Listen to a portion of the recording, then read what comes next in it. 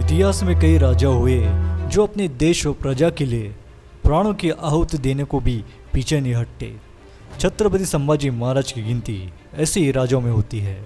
जब मुगलों का आतंक पूरे भारतवर्ष पर फैल रहा था तो कुछ मुगल शासक निरंकुश नीति अपनाते हुए लोगों पर जुल्म करने उतालू हो गए थे। ऐसे में छत्रपति संभाजी महाराज ने मोर्चा संभाला और मुगलों को मुंहतोड़ जवाब दिया। मुगलों के जुल्म के खिलाफ लड़ते हुए उन्होंने अपने प्राणों की आहुति दे दी, लेकिन मुगलों के सामने झुकना पसंद नहीं किया। छत्रपति संभाजी राजे का जन्म 14 मई 1657 को पुरंदर के किले में हुआ था। संभाजी महाराज के जीवन बहुत ही कठिनाइयों से भरा हुआ था। जब संभाजी महाराज 2 वर्ष के हुए थे तो उनकी माता साईबाई का देहांत हो गया था। संभाजी महाराज का लालन पोषण उनकी दादी जीजाबाई के द्वारा हुआ था। संभाजी महाराज को छवा कहकर भी पुकारा जाता था। जैसे वो थोड़े बड़े हुए तो पिता शिवाजी ने आमेर के राजा जयसिंह के साथ रहने के लिए भेज दिया गया। इस लिहाज से 9 साल की उम्र में ही राजनीति के पाठ शुरू कर दिए ताकि वे मुगल की धोखेबाजी जान सके और उनको मुंहतोड़ जवाब दे सके। संभाजी महाराज कितने बुद्धिमान हैं इसका अंदाजा ऐसे लगा सकते हैं कि मात्र 13 वर्ष की उम्र में ही वो 13 भाषाओं सीख चुके थे। उन्होंने संस्कृत में कई शास्त्र भी लिख चुके थे। इनके साथ ही साथ घुड़सवारी, तीरंदाजी, तलवारबाजी उनको अच्छे से आती थी। संभाजी महाराज ने 16 साल की उम्र में ही रामनगर का पहला युद्ध लड़ने गए और ये युद्ध जीत कर लौटे। बाद में शिवाजी के मृत्यु के बाद उनके उत्तराधिकारी बने और मराठा साम्राज्य की बागडोर संभाली। संभाजी महाराज ने राजनीतिक समझे चलते हुए जीवबाई से विवाह कर लिया।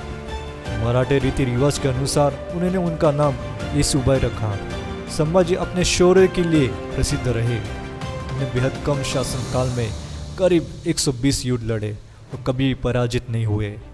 कहते हैं कि उन दिनों में उस समय दिल्ली के बादशाह रहे औरंगजेब नाक में दम कर रखा था। औरंगजेब किसी भी कीमत पर उन्हें बंदी बनाना चाहता था। संभाजी ने जिस वक्त सत्ता संभाली थी उस समय औरंगजेब अपने पुर्तगीज़ के साथ संभाजी के मारने की योजना बना रहा था। यह खबर संभाजी को पता चली और फिर संभाजी ने अपनी सेना के टुकड़े के साथ पुर्तगीज़ पर आक्रमण कर दिया और संभाजी के सैनिक लगातार हमला करते गए।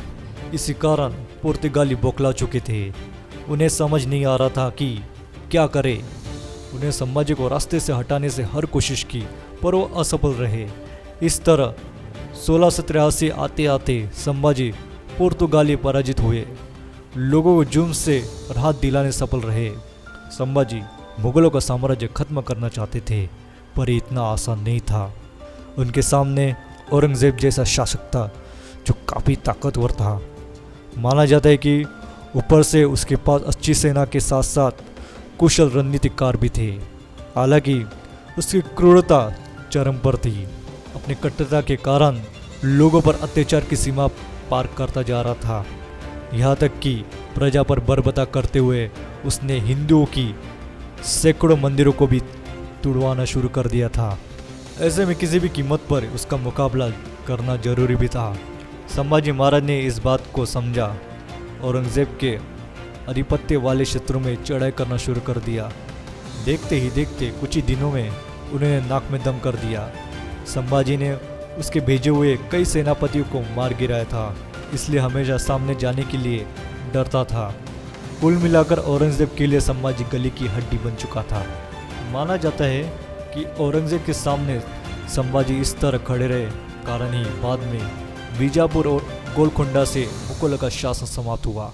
इसी कड़े में आगे बढ़ते हुए संगमेश्वर जहाँ पहुँचे वहाँ से वो रायगढ़ की तरफ बढ़ने वाले थे। इसी बीच ग्रामीणों ने अपनी समस्या उनके सामने गुहार लगाई। इसमें समय लगता। संभाजी अपनी सेना का बड़ा दल रायगढ़ भेजा, साथ ही अपने बच्चे 200 सैनिकों के साथ ग्रामीणों की मदद के लिए आगे बढ़ चले। इसी बीच उनके साले गनोजी शिर्के मुगलों की 5000 सैनिकों वाली विशाल सेना साथ उन पर हमला कर दिया। असल में तो संभाजी द्वारा व्यक्तिगत लाभ चाहता था, जिसके लिए संभाजी ने मना कर दिया और उसकी वेतनदारी भी रुकवा दी। बस इसी कारण मुगल से जा मिला। संभाजी के लिए ये अचानक किया हुआ हमला था। वो इस हमले के लिए तैयार नहीं थे। साथ ही उनके पास बहुत ही कम सैनिक थे। ऐसे में मुगलों की सेनाओं के साथ सामना करना इतना आसान नहीं था। वो भाग सकते थे, लेकिन उन्हें मुगलों का डट कर मुकाबला करने का रास्ता चुना। अंत तक उनके मारते रहे, हालांकि अपनी हार को टाल नहीं सके। अंत तक अपने साथी कवि कलश के साथ बंदी बना लिया गया। संभाजी को बंदी बनाया जाना औरंगजेब के लिए एक बड़ी खबर थी, क्योंकि औरंगजेब अंदर से खुंदस खाया हुआ था। औरंगजेब और संभाजी का सामना बहुत ही रोमांचक था। दरबार में संभाजी को देखकर औरंगजेब बहुत खुश हुआ। औरंगजेब ने अपने अल्लाह को याद करने लगा। इसी बीच में पास में ही खड़े कवि कलश ने, जो कि चेन से बंधे हुए थे, वो अपनी वीरता दिखाई और कहा कि देखो, मराठा नरेश ये खुद अपने सिंहासन से उठकर आपको नतमस्तक हुआ है। औरंगजेब ये बात सुनकर गुस्सा हो गया। औरंगजेब ने संभाजी और कवि कलश को काल कोठरी में डाल दिया गया। मुगल बादशाह औरंगजेब ने संभाजी के सामने 3 शर्त रखी थी।